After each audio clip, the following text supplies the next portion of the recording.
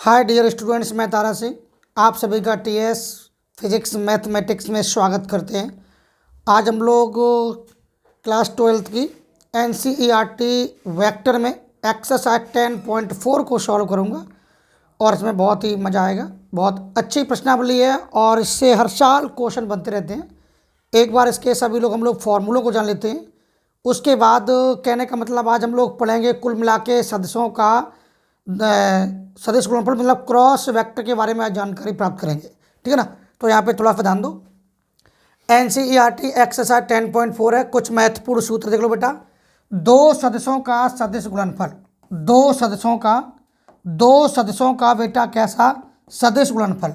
आज हम लोग पढ़ेंगे दो सदस्यों का सदिश गुणनफल अर्थात cross product of two vectors. यहाँ पे ध्यान दें, आज हम लोग सदिश वेक्टर के बारे में पढ़ेंगे। पहला पॉइंट ये है, पहला पॉइंट बेटे vector A cross vector B एक सदिश है। यहाँ पे क्रॉस लगा हुआ है तो आप समझ सकते हैं सदिश वेक्टर है ये, यानी कि डॉट होता। अब ध्यान सुन लो, अगर बेटे डॉट हो तो आप समझ जाए ये अदिश गुणनफल है। कैसा गुणनफल है? अदिश। अगर क्रॉस है बेटा तो ये होता है सदिश गुणनफल। तो हम लोग कौन सा पढ़ रहे हैं? क्रॉस पढ़ रहे हैं बेटा। ठीक है ना। तो vector A cross vector B एक सदिश है। आगे ध्यान दो, दूसरा फॉर्मूला देख लो। यदि वेक्टर ए और वेक्टर बी एक दूसरे के समांतर हैं, दूसरा फॉर्मूला क्या है? यदि बेटा दो वेक्टर हैं, वेक्टर ए हो और वेक्टर बी हो, और ये दोनों वेक्टर एक दूसरे कैसे हो? पैरेलल हो। पैरेलल का मतलब समांतर में हो। ठीक है ना। जैसे वेक्टर ए पैरेलल है वेक्टर बी के। अगर वेक्टर ए इन पैरेलल है वेक्टर बी के, मतलब वेक्टर ए और वेक्टर बी कैसे पैरेलल हैं, तो उस कंडीशन में वेक्टर ए और वेक्टर बी का जब मैं क्रॉस निकालूंगा तो उसका रिजल्ट परिणाम शून्य आना चाहिए। कितना आना चाहिए? शून्य आना चाहिए। तो हमेशा ध्यान रखें, कॉन्सेप्ट को ध्यान रखें। यदि वेक्टर ए और वेक्टर बी एक दूसरे कैसे बेटा? एक दूसरे के समांतर हैं, पैरेलल हैं। ठीक है ना। अगर वेक्टर ए और वेक्टर बी एक दूसरे के समांतर हैं तो vector A cross vector B का हमारा रिजल्ट शून्य आना चाहिए। अगर vector A cross vector B शून्य आता है तो हम कह देंगे बेटा वेक्टर ए कैसा होगा? पैरेलल होगा, समांतर होगा किसके? वेक्टर बी के। आगे ध्यान दो बेटे, अगला फॉर्मूला देख लो। अगला फॉर्मूला क्या है? थोड़ा सा यहाँ पे ध्यान दें। परस्पर लंबवत मात्रक सदस्यों आई कैप कॉमा जे कैप के कैप कॉमा के कैप के लिए, यानी कि परस्पर लंबवत मात्रक सदस्यों आई कैप कॉमा जे कैप कॉमा के कैप के लिए सदस्य में होता क्या? थोड़ा सा ध्यान दो। आई क्रॉस आई की वैल्यू क्या होती है? जे। देखो आई क्रॉस आई, जे क्रॉस जे, के क्रॉस के, इस सभी का मान क्या होता है? 0। क्रॉस में क्या होता है? बात को समझो। अगर डॉट होता तो आई डॉट आई की वैल्यू 1 होती है, लेकिन यहाँ डॉट नहीं है, यहाँ पे क्रॉस है। तो आई क्रॉस आई का मान, जे क्रॉस जे का मान, के क्रॉस के का मान क्या होता है? 0। सदस्य में बड़े हिसाब से बेटा ध्यान देना है। अगर आई क्रॉस आई, जे क्रॉस जे, के क्रॉस के इक्वल कितना होता है? 0 होता है। आई क्रॉस जे इक्वल के होता है, जे क्रॉस के इक्वल आई होता है, के क्रॉस आई इक्वल जे होता है। ठीक है ना। अब यहाँ पे देखो आई के बाद जे आता है, तो आई और जे के बाद क्या आना चाहिए? के। जे के फिर क्या आएगा? आई के आई फिर क्या आएगा? जे। तो हमेशा धरना अगर आई क्रॉस जे है तो के आएगा, और जे क्रॉस के है तो आई आएगा, के क्रॉस आई है तो जे आएगा। यहाँ पे आप ऐसे समझ लो, जैसे इस टाइप से सुन लीजिए आप, इस टाइप से मान लीजिए यहाँ पे आई कैफ है, फिर बेटा जे कैफ है, फिर कितना है बेटा? के कैफ है। तो दो, अगर मैं आई कैप का गुणा करेंगे जे कैप में तो रिजल्ट के कैप आना चाहिए। अगर मैं आई कैप का क्रॉस करूंगा जे कैप के साथ तो क्या आना चाहिए? के कैप आना चाहिए। देखो आई क्रॉस जे इक्वल के कैप आ गया। और यदि मैं जे कैप का गुणा करूँ किस में? के कैप में। यहाँ पे थोड़ा सा ध्यान दो, अगर मैं जे कैप का गुणा करूँ किस में? के कैप में, तो रिजल्ट आई कैप आना चाहिए। देखो जे का के में किया, आई कैप रिजल्ट मिला। और यदि मैं के कैप को गुणा कर दूं आई कैप में, के कैप का आई कैप में करूं तो क्या आना चाहिए? जे कैप आना चाहिए। तो के कैप इन क्रॉस आई कैप क्या आना चाहिए? जे कैप आना चाहिए। तो के कैप क्रॉस आई कैप इक्वल क्या आएगा? जे कैप। अब यहाँ ध्यान दो, एक और महत्वपूर्ण है ये वाला पॉइंट, बहुत ही महत्वपूर्ण है ये वाला पॉइंट। जे क्रॉस आई अगर उल्टी कहानी चल रही है, जे क्रॉस आई, यहाँ पर जे है, यहाँ पर आई है, मतलब अगर मैं तो एरो लगा इधर से इधर ऊपर की ओर लगा ना, और हम कहाँ आ रहे हैं? नीचे की ओर। जैसे आ रहे हैं किस में बेटा? जैसे आ रहे हैं आई में, तो किस रिजल्ट क्या मिलेगा? माइनस का के मिलेगा। तो रिजल्ट माइनस का के मिलेगा। के क्रॉस जे, के का क्रॉस हो रहा है जे में, देखो एरो लगा इधर से इधर, हम आ रहे बेटा इधर से इधर आ रहे हैं, लेकिन क्रॉस क्या कर रहा है, के का क्रॉस करो जे में, तो के से जाएंगे जे में, इधर उल्टे जा रहे हैं, जब उल्टे जाएंगे तो रिजल्ट क्या मिलेगा, माइनस आई मिलेगा। और जे क्रॉस के, जे का गुणा हो रहा है किस में, के, जे का किस में हो रहा है, आई क्रॉस, सॉरी यहाँ पे आई है, तो आई क्रॉस के, आई क्रॉस कितना, आई क्रॉस के कैप, तो आई क्रॉस कितना, के कैप, भाई उल्टा चल रहे हैं तो रिजल्ट क्या मिलेगा, जे कैप मिलेगा, लेकिन माइनस में मिलेगा। बात आई समझ में। तो कहने का मतलब ये है बेटा, परस्पर लंबवत मात्रक फलसों में आई कैप कॉमा जे कैप कॉमा के कैप के लिए अगर बेटा आई क्रॉस आई कैप है तो उसकी वैल्यू क्या आएगी, जीरो, जे क्रॉस जे है तो भी रिजल्ट क्या मिलेगा, जीरो, और के क्रॉस के है तो भी रिजल्ट क्या मिलेगा, जीरो। अगर आई क्रॉस जे है तो के मिलेगा, जे क्रॉस के है तो आई मिलेगा, के क्रॉस जे, के क्रॉस आई है तो जे मिलेगा। यहाँ पर ये ध्यान रखना इनको। चलिए आगे देखें, अगला इसका फॉर्मूला देख लीजिए। नेक्स्ट इसका अगला फॉर्मूला क्या है, यहाँ पे थोड़ा सा ध्यान दें। यहाँ पर बेटे अगला नेक्स्ट देखो फॉर्मूला क्या है, अगला फॉर्मूला बेटे क्या कह रहा है, यहाँ पे ध्यान दें। यदि वेक्टर ए व वेक्टर बी किसी त्रिभुज की भुजाओं को निरूपित करते हैं, मतलब ये दो वेक्टर हैं, यदि बेटा दो वेक्टर हैं, कौन कौन से, यदि वेक्टर ए और वेक्टर बी है, दो वेक्टर है, ये दोनों वेक्टर किसी त्रिभुज की भुजाओं को निरूपित करें तो त्रिभुज का क्षेत्रफल कैसे निकालेंगे, तो त्रिभुज के क्षेत्रफल का फॉर्मूला होता है 1/2 modulus 1/2 modulus vector A cross vector B. आगे ध्यान दो, अगला नेक्स्ट फॉर्मूला है, यदि वेक्टर ए वेक्टर बी समांतर चतुर्भुज की, किसकी, समांतर चतुर्भुज की संलग्न भुजाओं को निरूपित करते हैं तो समांतर चतुर्भुज का क्षेत्रफल का सूत्र होता है modulus vector A cross vector B का modulus, modulus vector A cross vector B का मॉडुलस। अभी मैं आपको बताएंगे vector A cross vector B कैसे निकालते हैं। आगे ध्यान दो, अगला फॉर्मूला देख लो।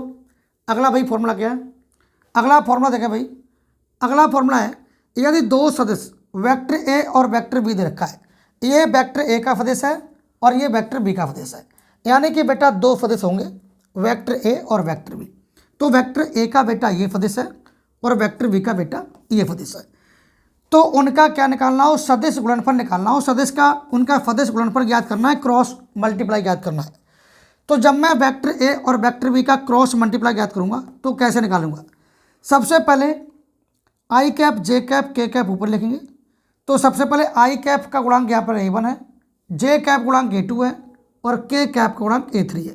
तो आई का गुणांक कितना, a1, जे का a2, a3 का के कैप का a3, तो यहाँ लिखो a1 a2 a3 लिखो, पहले a1 a2 a3, तो पहले वाले वेक्टर के सबसे पहले लिखो a1 a2 a3, फिर दूसरे वाले वेक्टर गुणांक देख लो, यहाँ पर आई का कैप का गुणांक b1 है, जे कैप का गुणांक b2 है, के कैप का गुणांक b3 है, तो यहाँ कर देंगे b1 b2 b3। तो बस इसको सॉल्व करना है और वेक्टर क्रॉस वेक्टर भी आ जाएगा। आगे ध्यान दो, इसके बाद सदिश, अगला फॉर्मूला देखो, सदिश गुणनफल योगफल वितरण नियम का पालन करता है। जो सदिश गुणनफल है वो वितरण नियम का पालन करता है। कैसे करेंगे, अगर वेक्टर ए का क्रॉस वेक्टर बी प्लस ए में हो रहा है तो वेक्टर ए का क्रॉस करेंगे बी में तो बनेगा vector A cross vector B, ये बन गया, प्लस ये लगा दिया बेटा, फिर वेक्टर ए का क्रॉस करेंगे वेक्टर सी में तो बनेगा vector A cross vector C. आगे ध्यान दो, इसके बाद बेटे अगला फॉर्मूला देख लो।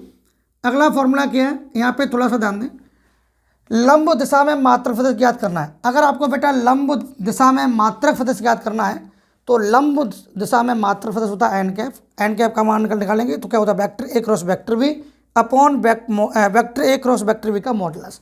सबसे पहले vector A cross vector B निकाल लो, उसके बाद इन दोनों का मॉडुलस निकाल दो।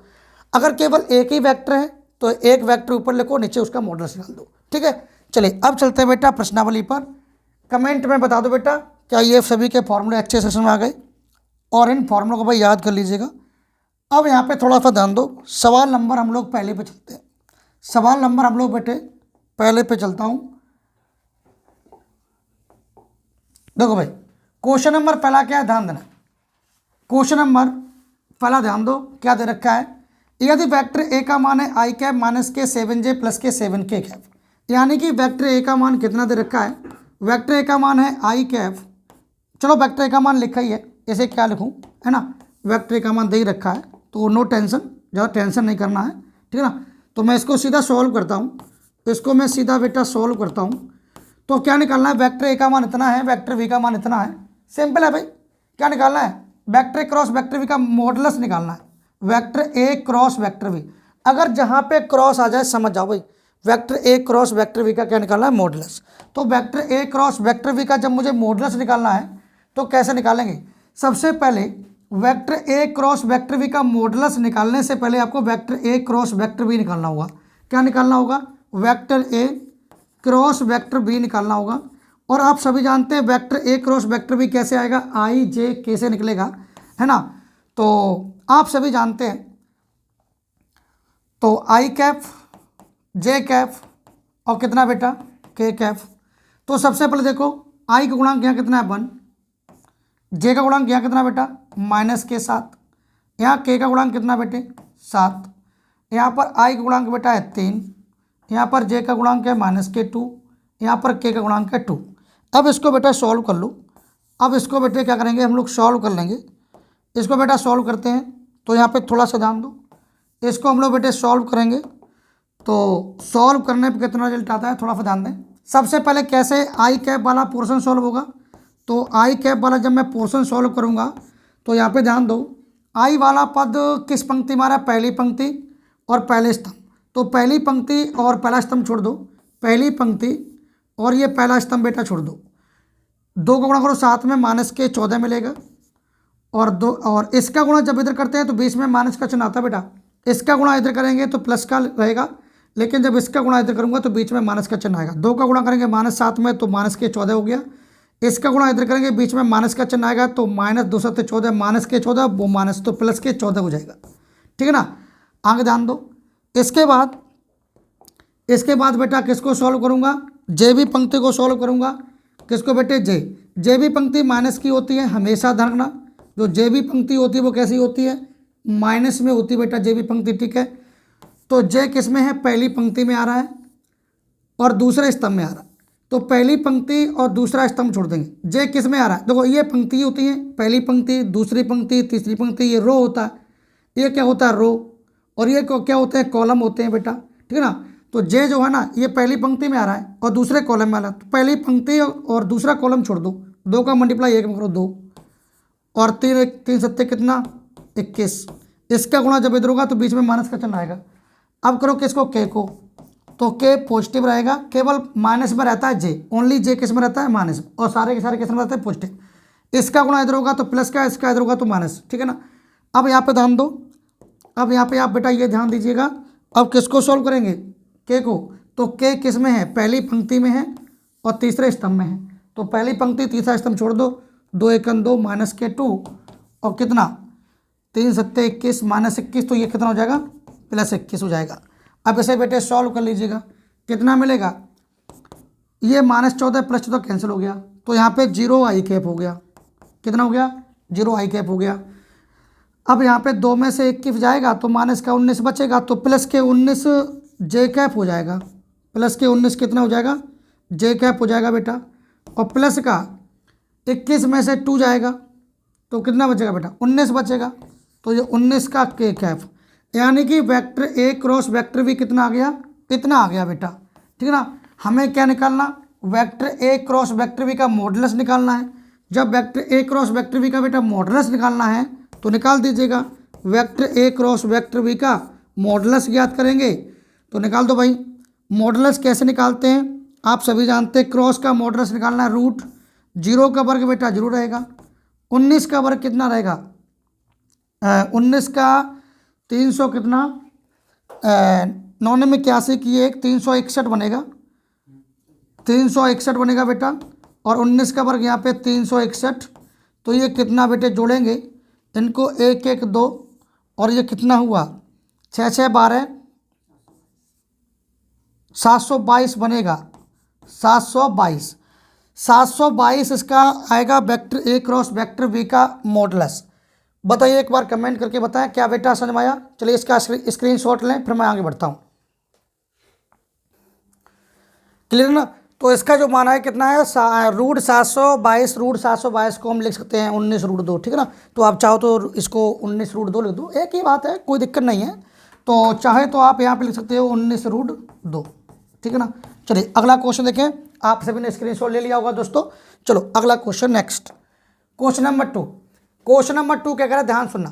क्वेश्चन नंबर 2 है सदिश vector A plus vector B, सदिश vector A plus vector B और vector A minus vector B की लंब दिशा में मात्रक सदिश ज्ञात करना है। बहुत बढ़िया क्वेश्चन है बेटा।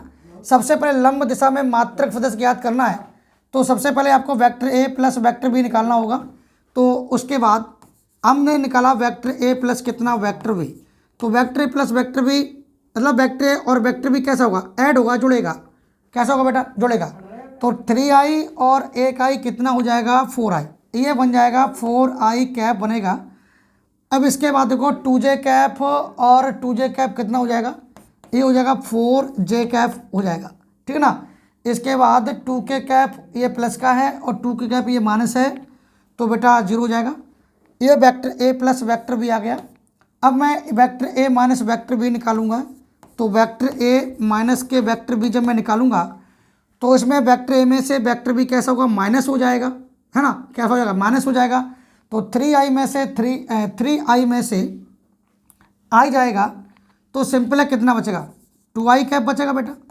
इसके बाद 2j में से और 2j जाएगा, तो कितना बचेगा बेटा 0 हो जाएगा, 0 प्लस के 0j हो जाएगा। आगे ध्यान दो, तो 2k में से जाएगा कितना 2k, तो वो घटेगा, तो 2k और 2k कितना 4k, ये बन जाएगा बेटा 4k कैप बनेगा, ठीक है ना। आगे ध्यान दो, क्या निकालना है, सदिश vector A plus vector B, तो मैंने vector A plus vector B निकाल लिया। और vector A minus vector B, तो मैंने vector A minus vector B निकाल लिया। कि लंब दिशा में मात्रक सदिश ज्ञात करना है। लंब दिशा में क्या निकालना, मात्रक सदिश ज्ञात करना है, जहां वेक्टर ए की मान इतना है और वेक्टर बी का मान इतना है। आपको क्या निकालना है बेटा, लंब दिशा में मात्रक सदिश ज्ञात करना है।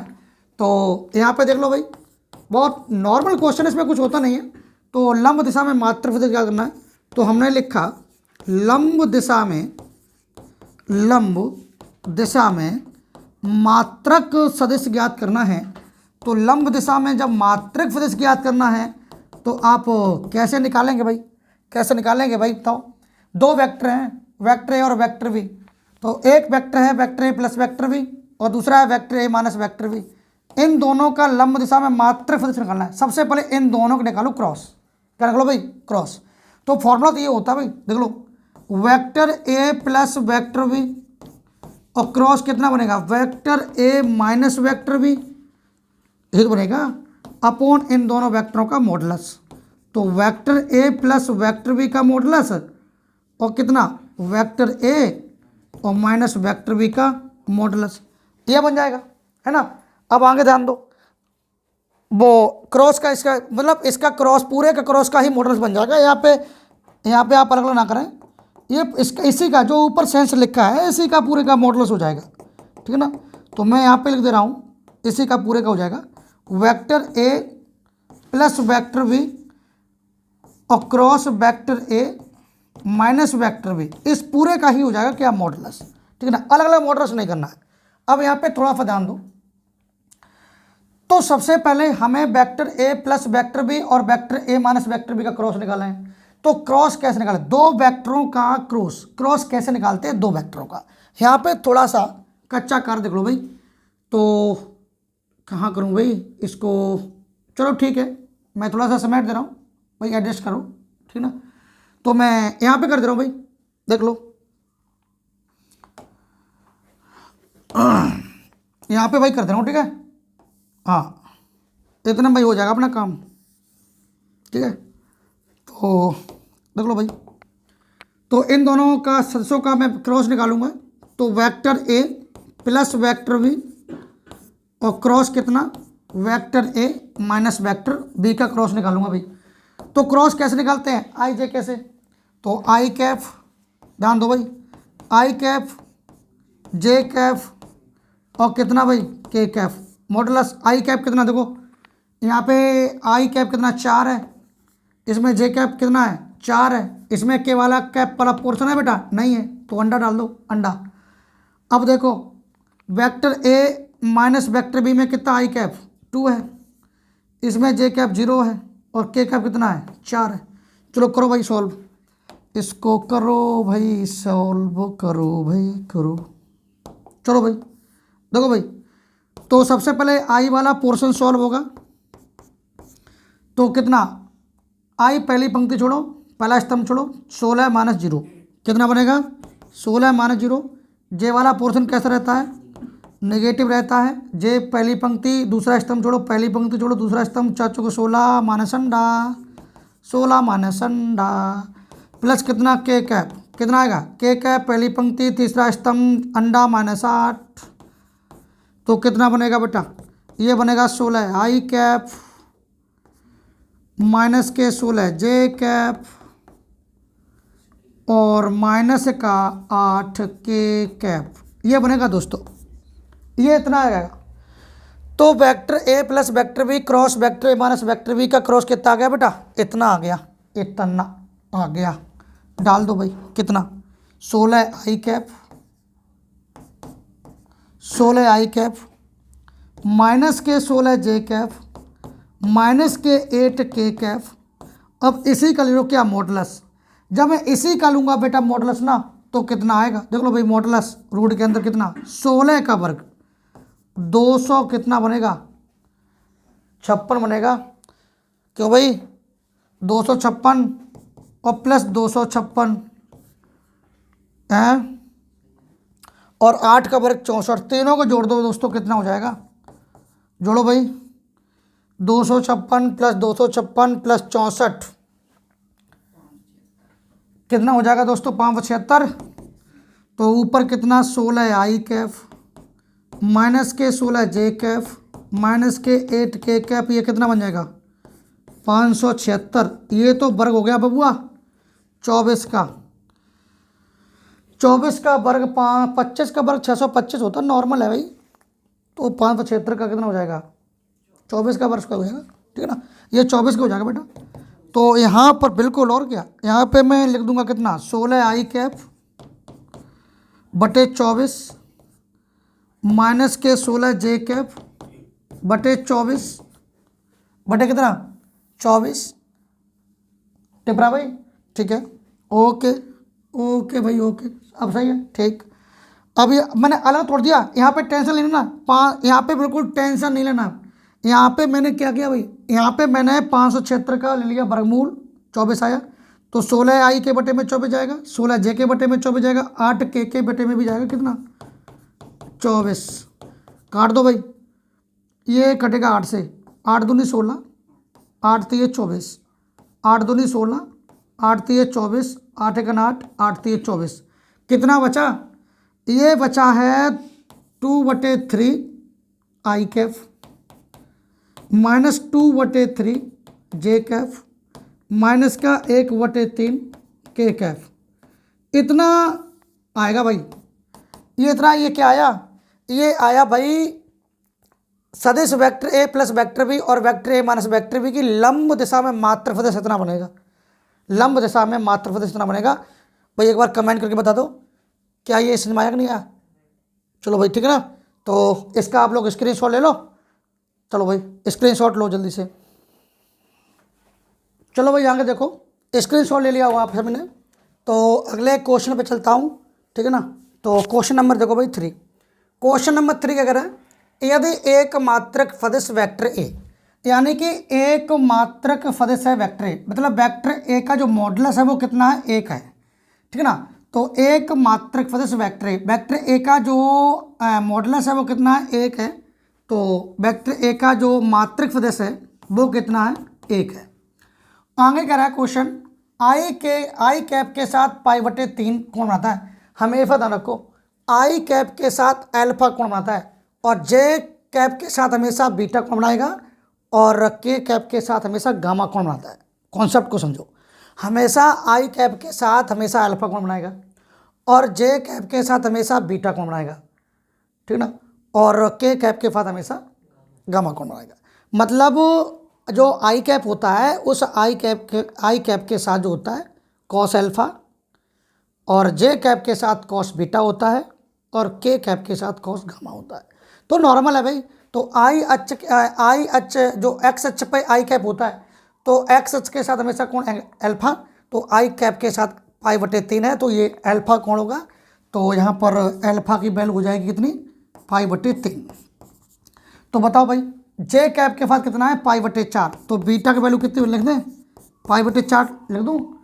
और के कैप के साथ कितना है, ओ क्या कह रहा भाई साहब, के कैप के साथ न्यून कोण है थीटा, यानी कि के कैप के साथ क्या बना रहा है भाई, थीटा बना रहा है कोण, तो अर्थात बीट अल्फा बीटा गामा बराबर कितना हो जाएगा, थीटा। भाई तीसरा कोण थीटा बन रहा है, तो थीटा का मान निकालना है, किसका मान निकालना है, थीटा का। यहाँ पर थीटा की वैल्यू ज्ञात करनी भाई, तो ऐसा करो, जब थीटा का मान पूछ ही लिया है उसने, जब थीटा का मान बेटा उसने पूछ ही लिया है, तो यहाँ पे थोड़ा ध्यान दो, एक आपने दिक कोसाइन में पढ़ा होगा भाई, दिक कोसाइन में चूंकि कॉस स्क्वायर अल्फा प्लस के कॉस स्क्वायर बीटा और प्लस के cos square gamma, cos square के गामा इसकी वैल्यू होती है 1, ये दिक कोसाइन में पढ़ने को मिलेगा।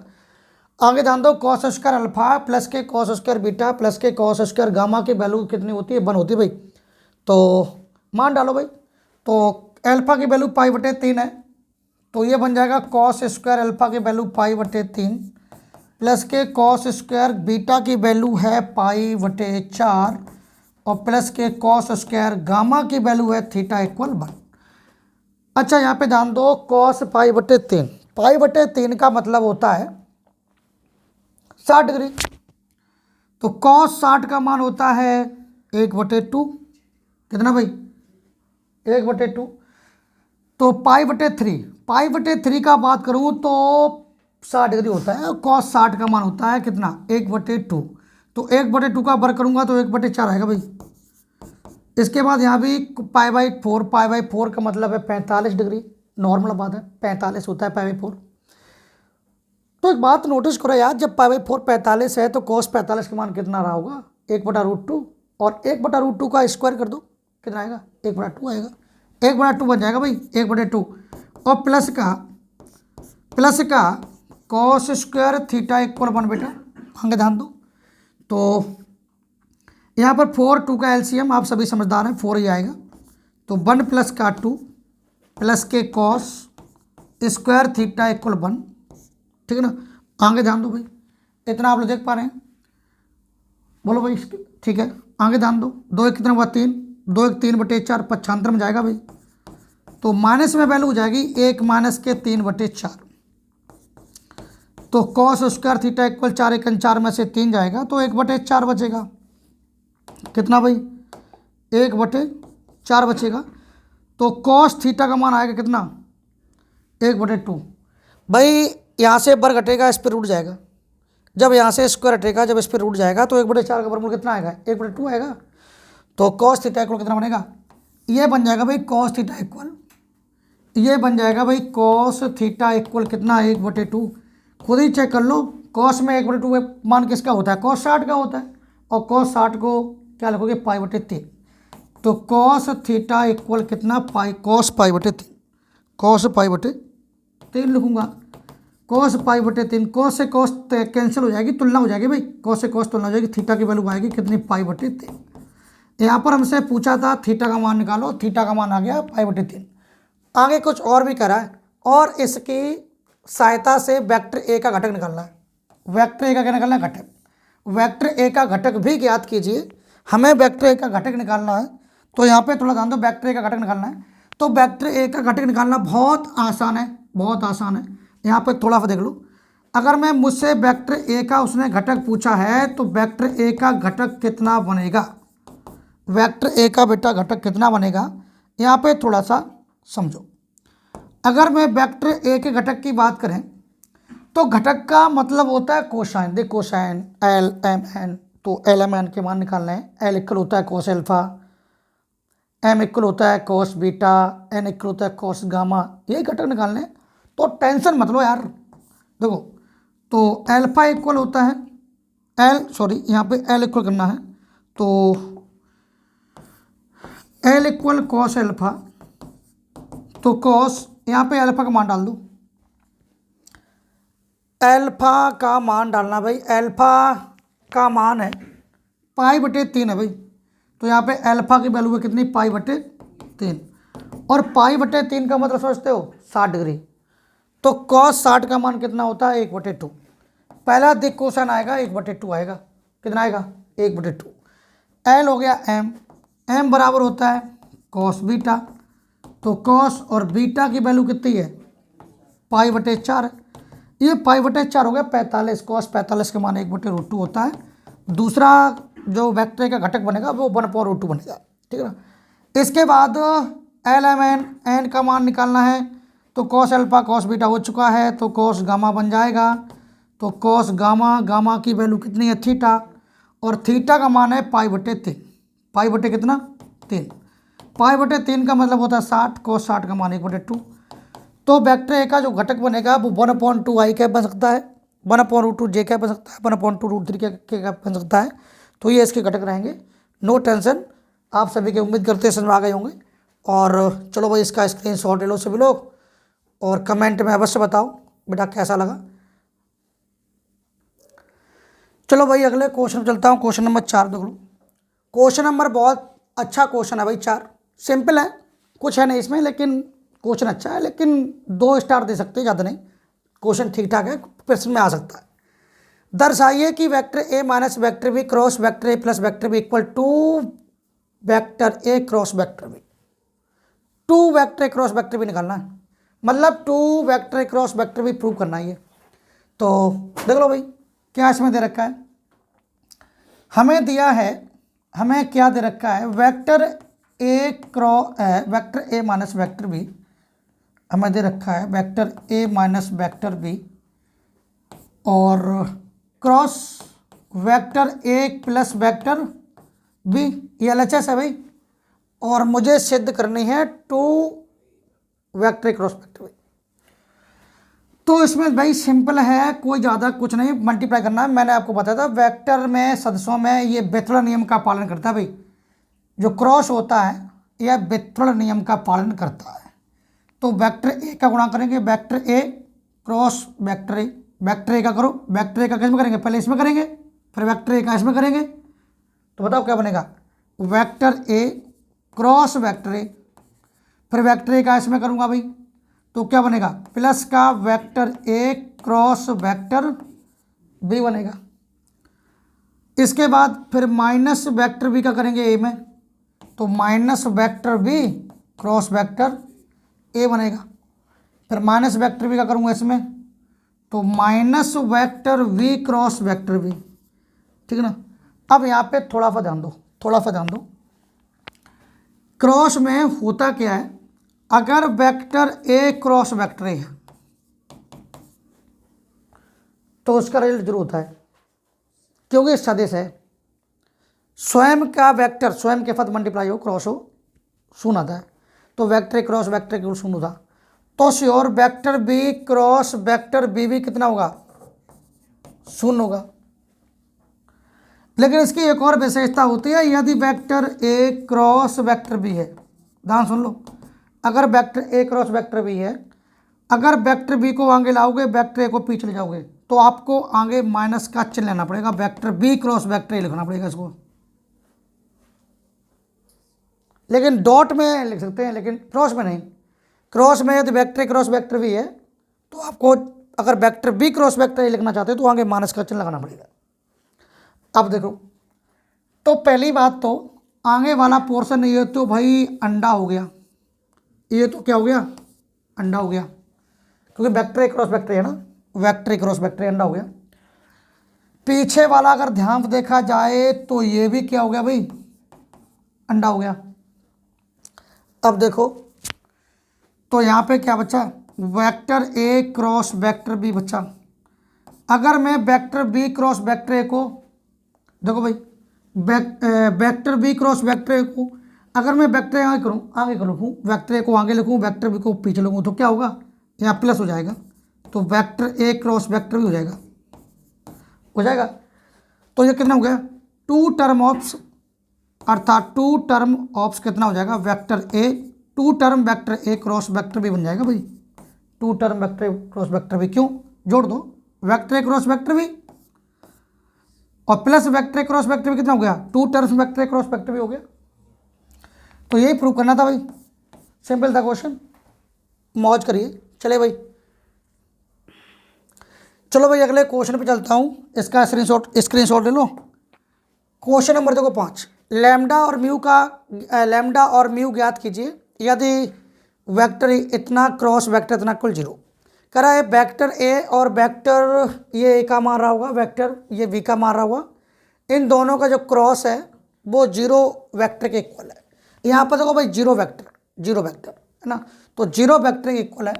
यहाँ पे टेंशन नहीं लेना है, इन दोनों वेक्टरों का क्रॉस निकालना है। देखो बीच में क्रॉस लगाए, तो मैं आपको बताए थे जब भी दो वेक्टर को क्रॉस निकालना हो तो कैसे निकालते हैं, आई cap J cap K cap से निकालते हैं, सारणिक से निकालता हूँ, सारणिक से डिटर्मिनेंट से। तो यहाँ पे थोड़ा सा ध्यान दो, अगर तो सारणिक लगा दो आई कैप जे कैप और कितना के कैप, ठीक है ना। बताओ आई का गुणांक कितना है 2 और जे का 6, फिर कितना है 27 है। उधर देखो आई गुणांक कितना है 1, फिर कितना है लैम्डा है भाई, फिर कितना है म्यू है। इक्वल ये इसको सॉल्व करूंगा तो ये किसके इक्वल आ रहा है, 0 वेक्टर के इक्वल आ रहा है। इसको भाई इसके दोनों का निकालना क्रॉस, तो क्रॉस निकालते हैं भाई सारणिक से, और इक्वल में कितना 0 वेक्टर, इक्वल में कितना 0 वेक्टर। आगे ध्यान दो, आप सभी जानते हैं, सबसे पहले आई कैप को सॉल्व कर लो। तो आई कैप पहली पंक्ति पहला स्तंभ छोड़ दो, क्या बनेगा 6 म्यू माइनस 27 लैम्डा। फिर जे कैप वाली पंक्ति माइनस में होती है, किस में होती है, माइनस में होती है भाई, ठीक है ना। तो पहले पंक्ति दूसरा स्तंभ छोड़ दो, कितना बनेगा ये 2 म्यू माइनस के 27, 2 म्यू माइनस के 27 बनेगा, के प्लस कितना के कैप, प्लस कितना के कैप। तो पहली पंक्ति तीसरा स्तंभ छोड़ेंगे तो 2 लैम्डा माइनस 6, 2 लैम्डा माइनस कितना, इक्वल में कितना है 0 वेक्टर। अब यहाँ पे थोड़ा सा ध्यान दो, ये 0 वेक्टर है, और 0 वेक्टर को मैं क्या लिख सकता, बताओ भाई 0 वेक्टर को मैं क्या लिख सकता, 0 वेक्टर को मैं लिखता 0 आई कैप भाई, 0 जे कैप भाई, 0 के कैप, है तो सब 0 ही भाई, 0 वेक्टर यहाँ है तो ये भी सब 0 ही है ना। आगे ध्यान दो, दोनों तरफ तुलना कर दो, कंपेयर कर दीजिए। कंपेयर का मतलब होता है आई कैप की तुलना आई कैप के साथ हो जाएगी, जे कैप की तुलना जे कैप के साथ हो जाएगी, के कैप की तुलना के कैप के साथ हो जाएगी। तो जब मैं दोनों तरफ कंपेयर करूंगा तो देख लो भाई, यहाँ देखो 2 म्यू माइनस, देखो मैं पहली कंपेयर इसलिए नहीं कर रहा हूँ क्योंकि यहाँ से कोई मान नहीं मिलेगा बाद में मिलेगा, लेकिन मैं तो ये कह रहा हूँ इसको कंपेयर ना करके इनकी कंपेयर कर लो, जल्दी माना जाएगा। तो यहाँ पे ध्यान दो 2 म्यू, देखो ये जे वाला पोर्शन है, ये वाले पोर्शन भी जे वाला है, चलो तो माइनस के 2 म्यू माइनस के 27, मतलब 2 म्यू माइनस के 27, 2 म्यू माइनस के 27 का मान कितना होगा 0। तो नॉर्मल है, 2 म्यू इक्वल 27 हो गया, तो म्यू का मान निकालेंगे 27 बटे कितना आया 2 आया कि नहीं आया। और यदि मैं के की तुलना के साथ कर दूं, के की तुलना के साथ कर दूं तो 2 लैम्डा माइनस 6 की वैल्यू कितनी होगी 0 भाई, के की जगह पे तो के है ना भाई, के की जगह पे तो के है ना, तो 2 लैम्डा माइनस 6 का मान कितना हुआ 0। तो 2 लैम्डा माइनस के 6 का मान 0 हो गया भाई, तो 2 लैम्डा इक्वल 6 हुआ, तो लैम्डा इक्वल कितना आ गया 2 का भाग दे दो, 2 3 या 6 होता है, तो लैम्डा इक्वल 3 आ गया। कोई टेंशन, स्क्रीनशॉट लो, आगे बढ़ता है। चलो भाई अगले क्वेश्चन पे, क्वेश्चन नंबर देखो भाई 6, क्वेश्चन नंबर 6 क्या करा, बहुत अच्छा क्वेश्चन है क्वेश्चन नंबर 6 भाई। इससे पहले भी हम लोग इस क्वेश्चन को कर चुका हूँ, तो मेरे हिसाब से ये अच्छा क्वेश्चन है भाई, एक बार इसको देख लेना भाई, 2 स्टार से डाल दो। तो आप इसे, चलो मैं करता हूँ सॉल्व। दिया हुआ है कि vector A dot vector B equal 0, vector A cross vector B equal 0 है, तो सदिश वेक्टर ए वेक्टर बी के बारे में आप क्या निष्कर्ष निकाल सकते हैं। मतलब वेक्टर ए और वेक्टर बी के बारे में आप क्या निष्कर्ष निकाल सकते हैं। अच्छा, vector A dot vector B की वैल्यू 0 है और vector A cross vector B का भी मान 0 है। देखता हूँ भाई क्या आता है। तो vector A dot vector B का मान कितना भाई, 0 है। अगर vector A dot vector B का मान 0 है, देखो ध्यान सुनो, अगर vector A dot vector B equal 0 है तो इसका मतलब ये होता है कि वेक्टर ए वेक्टर बी पर लंब है। बात को समझो। अगर मैंने आपको जब आदेश गुणनफल पढ़ाया था तो वहाँ मैंने बताया था कि अगर दो वेक्टर एक दूसरे पर परस्पर लंब हैं तो vector A dot vector B का मान शून्य आना चाहिए।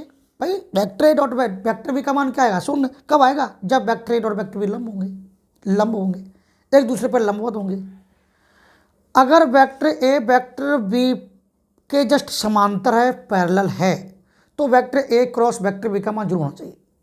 तो यहाँ पे थोड़ा ध्यान दो, vector A dot vector B equal 0 आ रहा है, वास्तव में 0 आ रहा है, तो वेक्टर ए जो है वेक्टर बी पर लंब होना चाहिए। देखता हूँ, तो यहाँ पर वेक्टर ए, यदि vector A dot vector B equal 0 तो वेक्टर ए का मान कितना आएगा, 0 आएगा।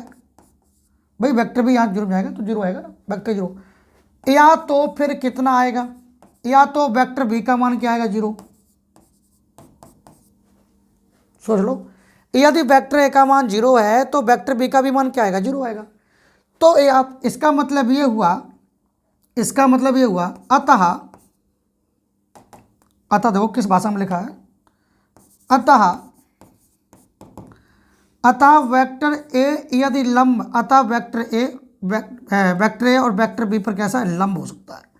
अतः वेक्टर ए जो है वेक्टर बी पर कैसा हो सकता है, लंब हो सकता है। अगर वेक्टर ए और वेक्टर बी पर लंब है तो दूसरी कंडीशन क्या बन सकती है, अतः निष्कर्ष क्या निकला, अभी तो यहाँ पे ये निकला है यदि वेक्टर इक्वल 0 है वेक्टर बी, या तो वेक्टर ए इक्वल 0 है या तो वेक्टर बी इक्वल 0 है।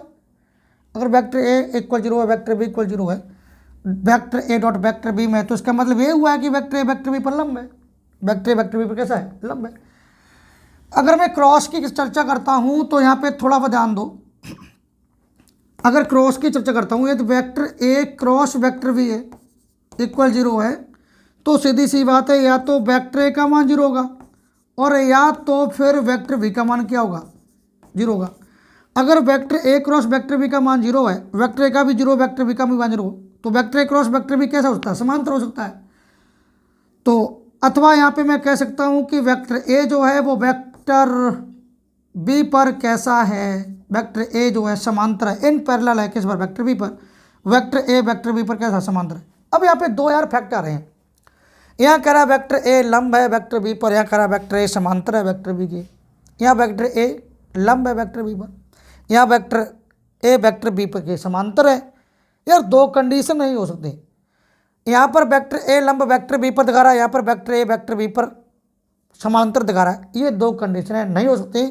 अगर वेक्टर ए लंब वेक्टर बी पर तो समांतर नहीं हो सकता, नॉर्मल बात है भाई। अगर वेक्टर ए वेक्टर बी लंब है तो लंब के साथ समांतर कैसे हो सकता है, नहीं हो सकता ना। अगर वेक्टर ए वेक्टर बी पर समांतर है तो लंब नहीं हो सकता। तो यानी कि हम लिख सकते हैं यदि वेक्टर ए लंब है किस पर, वेक्टर बी पर, तो वेक्टर ए समांतर नहीं हो सकता किसके, तो वेक्टर ए वेक्टर बी के समांतर नहीं हो सकता, वेक्टर बी के समांतर। यदि वेक्टर ए लंब है वेक्टर बी के तो वेक्टर ए वेक्टर बी के समांतर नहीं हो सकता, के समांतर नहीं हो सकता, ठीक है ना। तो यहाँ पर ये है कंडीशंस है, कोई दिक्कत वाली बात नहीं है। तो चलो भाई अगले सवाल चलते हैं, स्क्रीनशॉट ले लो फिर मैं अगले। चलो भाई स्क्रीनशॉट ले लिया होगा आपने।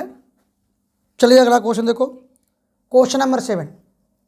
मान लीजिए सदिश, यहाँ पे 2 बार सदिश टाइप हो गया है। अंक देखो, मान लीजिए सदिश vector A comma vector B comma vector C क्रमशः, ये वेक्टर ए का सदिश है, ये वेक्टर बी का सदिश है, ये वेक्टर बी का सदिश है, ये वेक्टर सी का सदिश है और ये वेक्टर ए का सदिश है। मान लीजिए सदिश vector A comma vector B comma vector C, ये वेक्टर ए का सदिश हो गया और ये वेक्टर बी का सदिश है और ये वेक्टर सी का सदिश है के रूप में दिए गए हैं। तब दर्शाइए, मतलब दर्शाइए का मतलब होता है प्रूफ कीजिए, प्रूफ करना है बेटा। क्या प्रूफ करना है? Vector A cross vector B plus vector C equal vector A cross vector B plus vector A cross vector C के इक्वल होगा।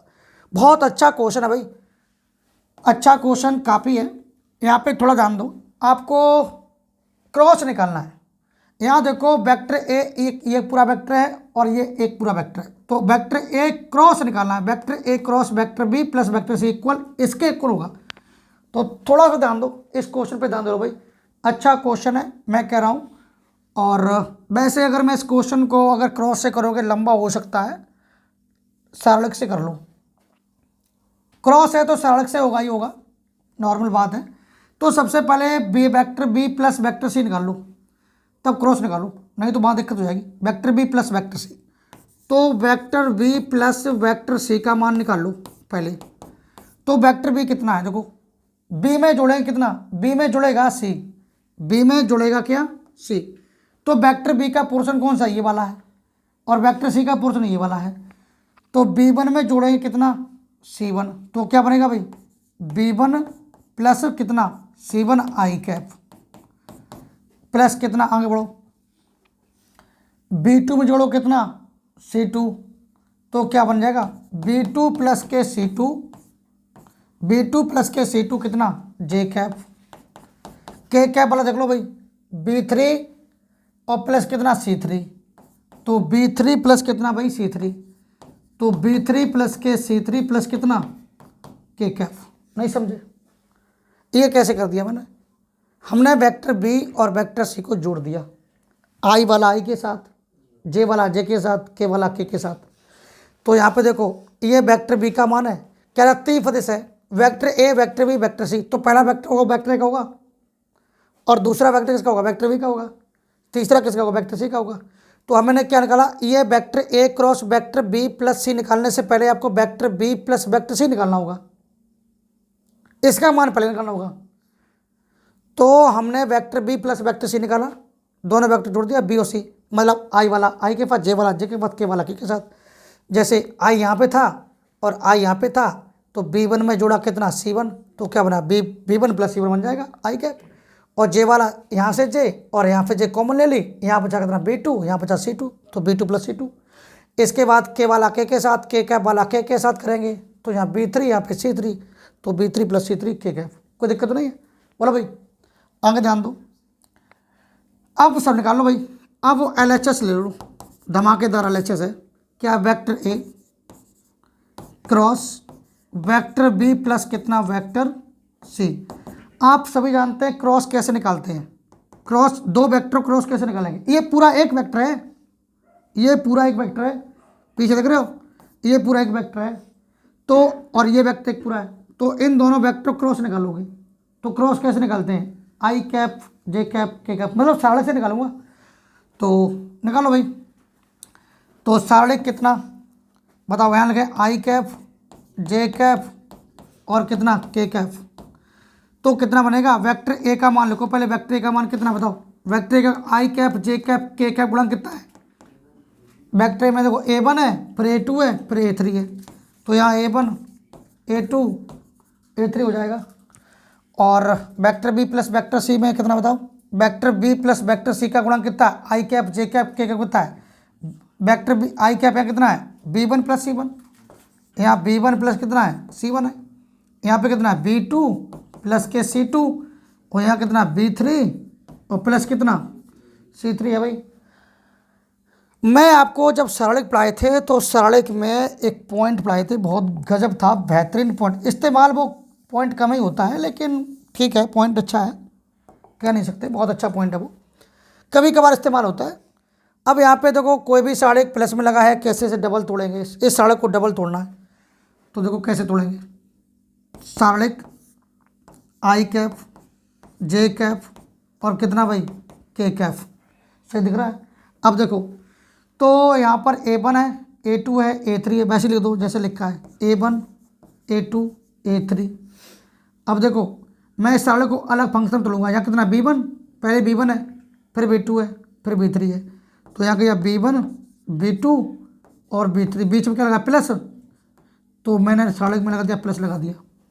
अब ऊपर कितना है, आई कैप, जे कैप और के कैप, तो ऊपर कितना A1 A2 A3 ये रहेगा, तो A1 A2 A3।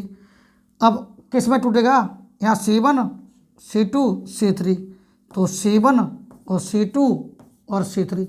हमने इस सड़क को अलग अलग सड़क में तोड़ दिया, सही बात है, अलग अलग सड़क में तोड़ दिया।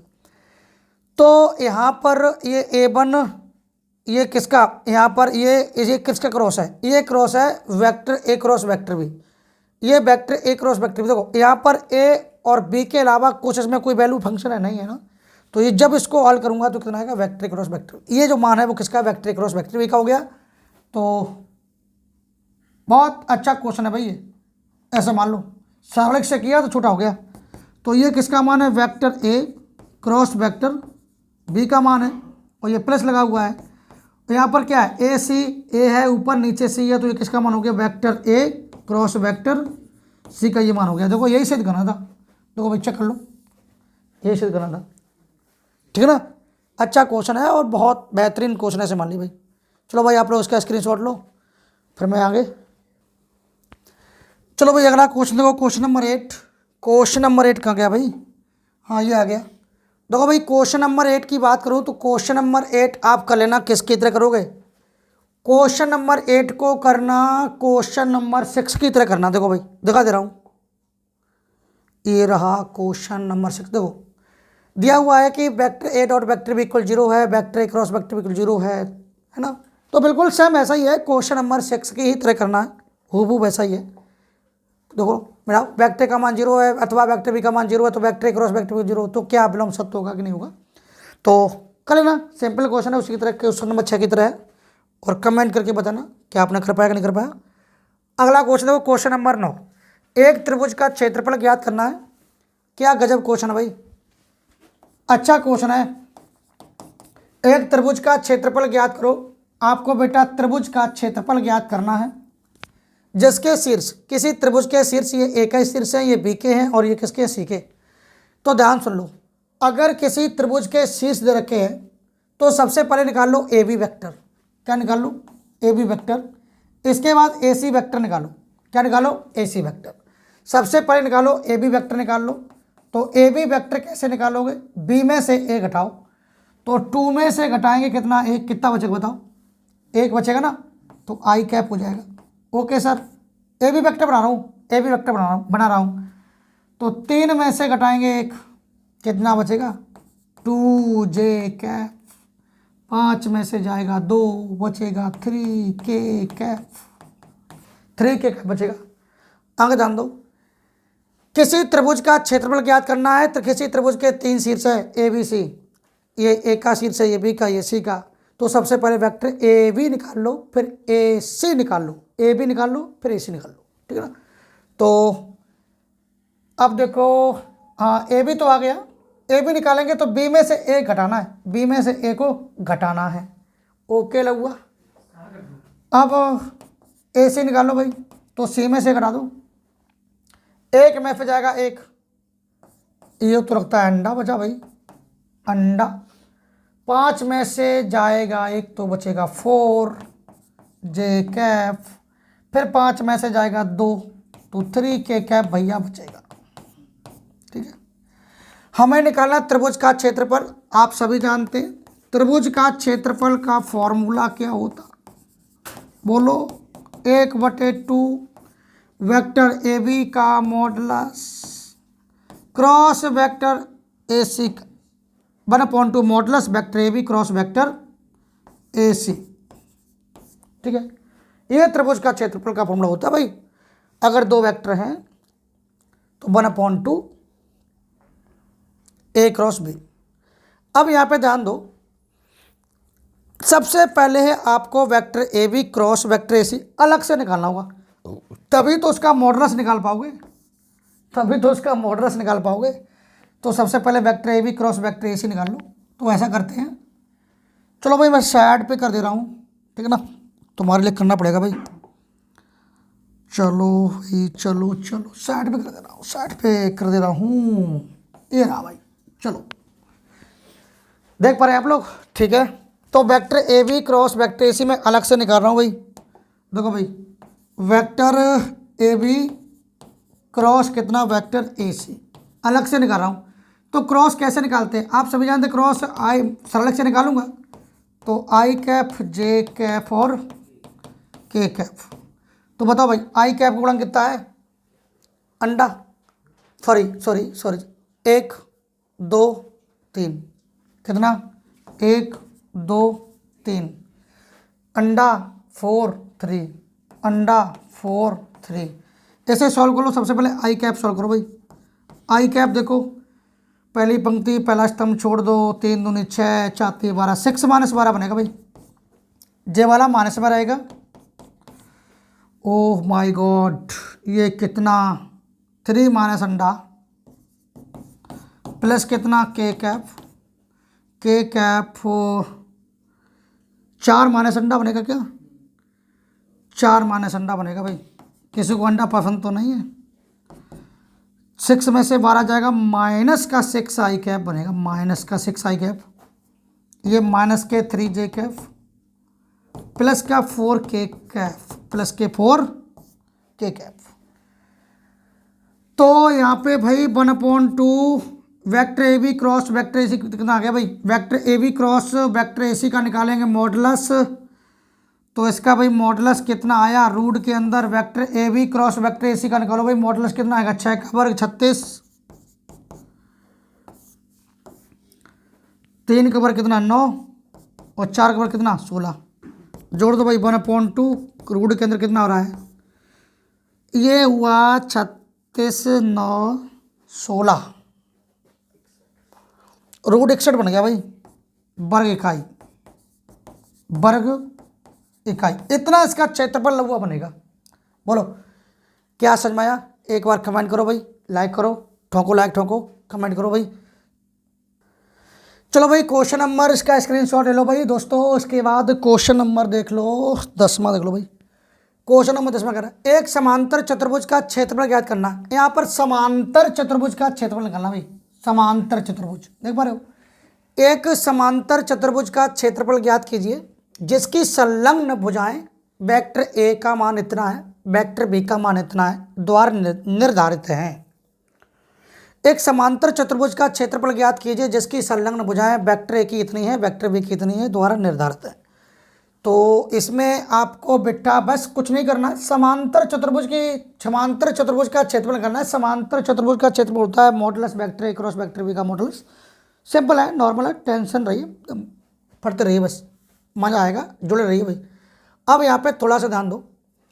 अगर मैं बात करूँ भाई समांतर चतुर्भुज की, तो यहाँ पे देख लो, सबसे पहले समांतर चतुर्भुज का जो क्षेत्रफल होता है, समांतर चतुर्भुज का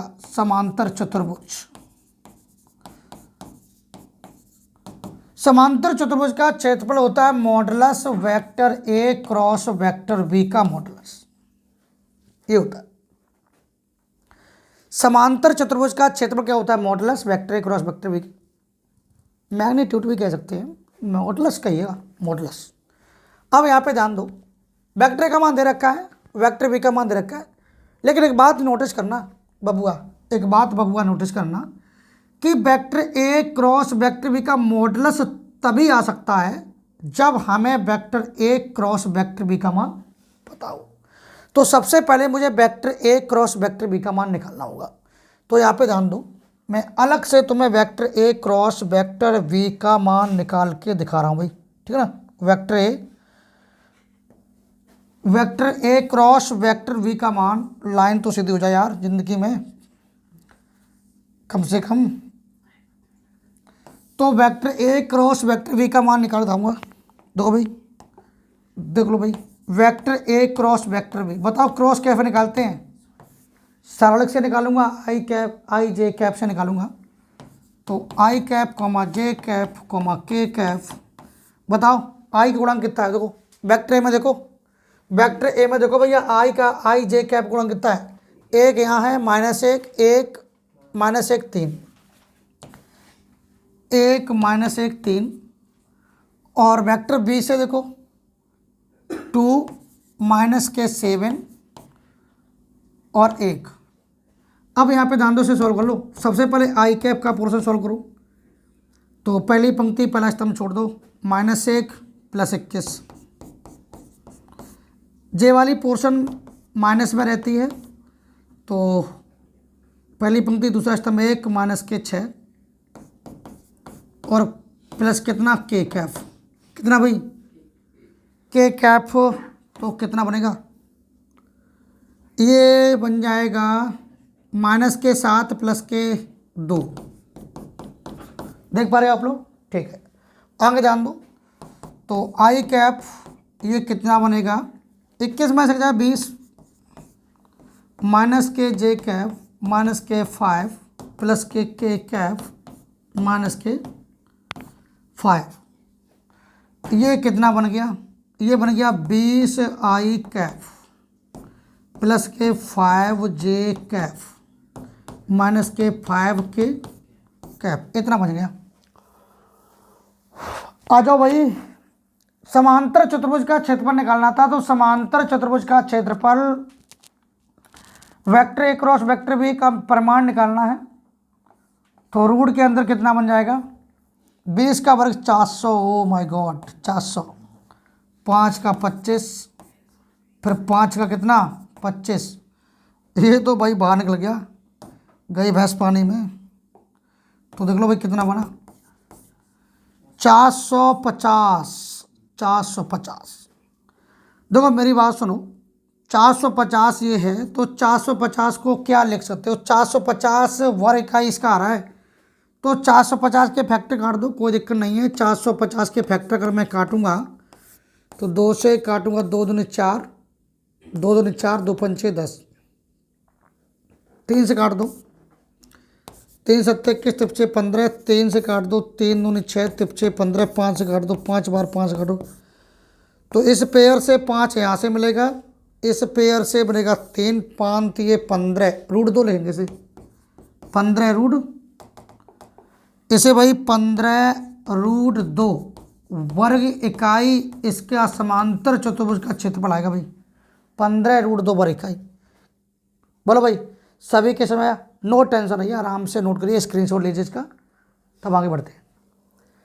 चलो भाई अगले क्वेश्चन पे चलता हूँ। क्वेश्चन नंबर देखो भाई 11, क्या कह रहा है भाई, क्वेश्चन नंबर 11 कहाँ गया, क्वेश्चन नंबर 11 भाई, आ जा भाई, क्वेश्चन नंबर 11 आ जाएगा भाई, कोई बात नहीं, चलने दो। क्वेश्चन नंबर 11 देखो, क्वेश्चन नंबर 11 ये रहा।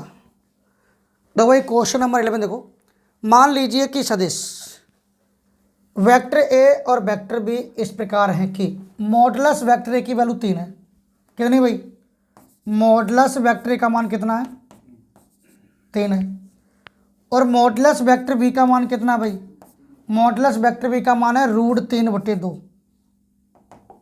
कितना, √3/2, √3/2। तब vector A cross vector V एक मात्रक सदिश है। मात्रक, एक मात्रक सदिश का मतलब है vector A cross vector V का जो मॉडुलस है वो 1 है। बात को समझो, अगर vector A cross vector V एक मात्रक सदिश है, एक मात्रक सदिश, तो यहां पे ध्यान दो, अगर vector A cross vector B, अगर vector A cross vector B एक मात्रक सदिश है, तो इनका जो मॉडुलस है ना वो 1 है, क्योंकि वेक्टर क्रॉस वेक्टर बी 1 है, क्या 1 है, मॉडुलस, इनका जो दोनों का वेक्टर क्रॉस वेक्टर बी का जो मॉडुलस है वो 1 है, ये कह रहा है। यदि वेक्टर ए और वेक्टर बी के बीच का कोण होगा, मतलब इन दोनों वेक्टरों के बीच का, इन दोनों वेक्टरों के बीच का क्या निकालना है, कोण निकालना है।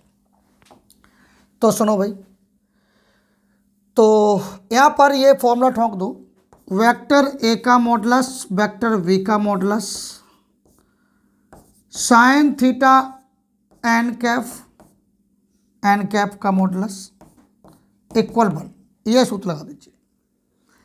यहाँ पे ध्यान दो, ये फॉर्मूला सदिश का ही है, क्रॉस का ही है, साइन थीटा इक्वल होता है बिल्कुल, हाँ ठीक है, आ जाएगा। देखो इससे तो यहाँ पर देखो वेक्टर ए का मॉडुलस कितना, देखो वेक्टर ए का मॉडुलस, वेक्टर ए का मॉडुलस 3 है, तो यहाँ 3 डाल दो, तो 3 इंटू वेक्टर वी का मॉडुलस है √3/2 साइन थीटा, साइन थीटा। तो यहाँ पर वेक्टर एन का कैप कितना है, वेक्टर एन का कैप है बेटा 1, यहाँ पे 1 डाल दो इंटू 1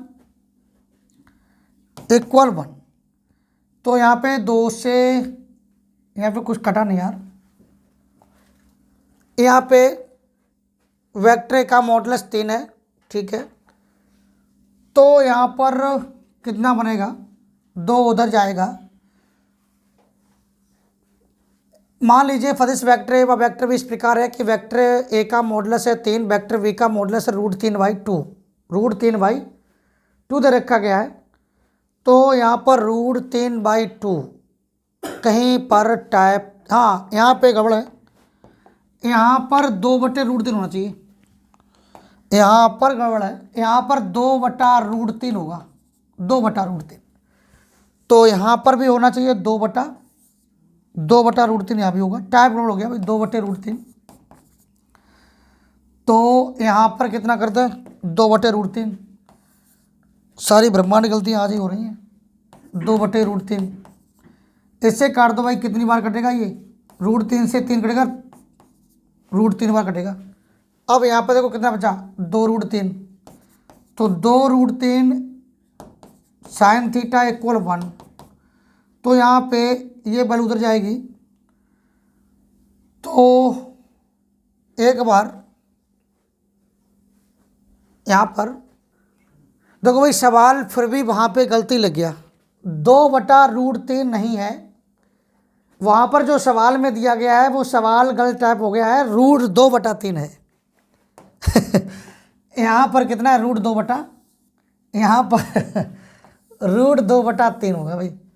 चलो मैं पूरा इतना हटा दे रहा हूँ, हटाओ, मैं पूरा ही हटा दे रहा हूँ भाई, √2/3, रूट यहाँ पे 2/3 वैल्यू देखी गई थी, तो वहाँ टाइप गलत था बेटा, इसलिए वो थोड़ा डिस्टर्ब हो गया था। तो यहाँ पे ध्यान दो, वेक्टर ए का मॉडुलस कितना है, वेक्टर ए का जो मॉडुलस है वो है 3, और वेक्टर बी का जो मॉडुलस दिया है वो कितना है, √2/3। Vector A cross vector B एक मात्र सदस्य है, तो vector A cross vector B का मान हो गया 1। यदि वेक्टर ए वेक्टर बी के बीच का कोण निकालना है, लगा दो, वेक्टर ए का मॉडुलस वेक्टर बी का modulus sine theta N cap का मॉडुलस इक्वल कितना 1। अब यहाँ पे देखो वेक्टर ए का मॉडुलस कितना है 3, और यहाँ पे वेक्टर बी का मॉडुलस कितना भाई, √2/3, और साइन थीटा इसका एन कैप की वैल्यू हो जाएगी 1 हो जाएगी, तो 1 इक्वल कितना 1। तो यहाँ पे 3 से ये 3 कटेगा, √2 यहाँ से हटेगा, इसके बटे में जाएगा भाई, तो कितना आएगा साइन थीटा इक्वल 1/√2। साइन में 1/√2 किसका मान होता है, साइन 45 का होता है, इसे लिखेंगे साइन π/4। तो थीटा इक्वल भाई π/4 आएगा, थीटा इक्वल π/4 बनेगा, ठीक है ना।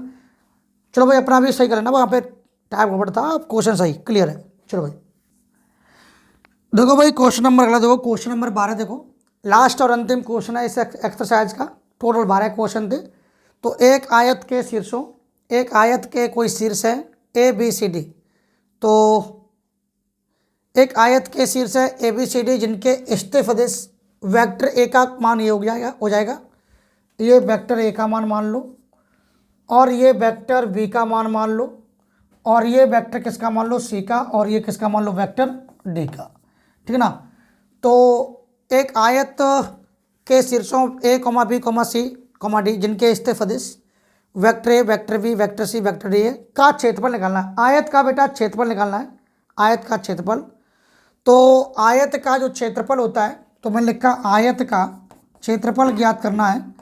तो आयत का जो क्षेत्रफल का जो फॉर्मूला होता है वो होता है मॉडुलस वेक्टर ए बी और cross vector A D, cross vector A D. इसका मतलब ये हुआ कि हमें वेक्टर ए बी और वेक्टर ए डी का क्रॉस अलग से निकालना होगा। किसका, वेक्टर ए बी और वेक्टर ए डी का क्रॉस अलग से निकालना होगा। तो चलो भाई मैं अलग से वेक्टर ए बी और वेक्टर ए डी का क्रॉस निकालता हूँ। चलो मैंने इसे कंडीशन 5 डाल दिया। यहाँ पे ये आयत का क्षेत्रफल का फॉर्मूला होता है modulus vector A B cross vector A D. तो सबसे पहले vector A B cross vector A D निकालो। अगर मैं vector A B cross vector A D निकालूंगा, ठीक ना, तो सबसे बात बताओ यार, तो सबसे पहले ये भी तो निकाल लो, सबसे पहले ये भी तो निकाल लो, सबसे पहले ये भी तो निकाल लो वेक्टर ए बी। तो सबसे पहले वेक्टर ए बी निकाल लो भाई। वेक्टर ए बी कैसे आएगा, बी में से ए घटेगा, बी में से ए घटेगा, तो घटाओ भाई। आई में से घटाएंगे माइनस के आई कैप, कितना हो जाएगा 2 आई कैप। 1/2j में से घटाएंगे 1/2j, तो अंडा जे कैप बचेगा भाई। 4k कैप में से 4k कैप घटाएंगे, अंडा के कैप बचेगा। अब वेक्टर ए डी निकाल लो। जब मैं वेक्टर ए डी निकालूंगा तो कितना बनेगा, तो वेक्टर ए डी, डी में से ए घटेगा, डी में से ए घटेगा, डी में से ए घटेगा, तो माइनस के आई कैप में से घटाऊंगा माइनस के आई कैप, 2i नहीं, ये अंडा हो जाएगा। ध्यान देखो, क्योंकि माइनस के आई कैप में से घटेगा, जब ये घटेगा तो ये माइनस माइनस प्लस कर देगा, इसमें से ये घटेगा, ये वाला घटेगा, तो ये भी माइनस का हो जाएगा, तो हाफ और हाफ पूरा हो जाएगा हाफ हाफ पूरा, मतलब माइनस का जे कैप रहेगा। और इसमें से जब ये घटेगा तो हो जाएगा अंडा। ठीक है, अब सुनो, अब इनका वेक्टर ए बी और वेक्टर ए डी का क्या निकालो, क्रॉस। तो जब मैं vector A B cross vector A D का निकालूंगा तो निकाल दो I cap, J cap, K cap, कितना है 2 0 0 0 -1 0, ये कितना बनेगा भाई देख लो। आई कैप हल करेंगे तो सब भाई 0 आएगा। जे कैप देख लो भाई, जे वाला 0, यार ये तो सब 0 आ रहा है यार, सब यार 0 आ रहा है यार, 0 बच गया, बच गया भाई, बच गया। ये -2 -0, ये माइनस के 2 के कैप आया। तो हमें क्षेत्रफल निकालना है, आयत का क्षेत्रफल। तो आयत का क्षेत्रफल इसका वेक्टर देखो, ध्यान दो, समीकरण 1 से आ जाओ। यहाँ पर समीकरण 1 से, तो आयत का क्षेत्रफल क्या होता है, modulus vector A B cross vector A D का मॉडुलस। तो vector A B cross vector A B A D का मॉडुलस निकालेंगे तो मॉडुलस कितना बनेगा देखो भाई। तो 2 का वर्ग कितना 4 और 4 का वर्ग कितना 2, 2 वर्ग इकाई इसका क्षेत्रफल बनेगा। तो ठीक है दोस्तों, आज ये NCERT 10.4 को मैंने कंप्लीट सॉल्व कर दिया है, एक एक सवाल लगा दिया है। नेक्स्ट मैं कल अगली प्रश्नावली आपके सामने लाएंगे। बहुत बेहतरीन क्वेश्चन NCERT के ही एग्जाम में आते हैं दोस्तों। A to Z अपना स्क्रीनशॉट ले लो और मिलते हैं अगले लेक्चर में। और कमेंट करके बताएं कैसा लेक्चर लगा।